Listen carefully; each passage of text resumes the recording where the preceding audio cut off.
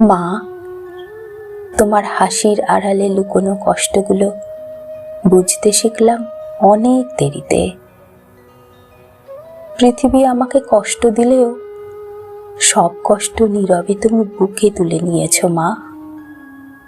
আমি যখন ক্লান্ত, তুমি তখনও শক্ত। এটাই মায়ের সবচেয়ে বড় কষ্ট। মা কখনো অভিযোগ করে না, কিন্তু তার চোখ সবসময় কথা বলে দেয়। নিজের স্বপ্নগুলো ভেঙে আমাদের স্বপ্ন করে দেয় যে মানুষটা, সেই মা। আমরা বড় হই আর মা ধীরে ধীরে একা হয়ে যায়। মা কাঁদে নিঃশব্দে, যেন তার চোখের জল আমাদের কষ্ট না দেয়।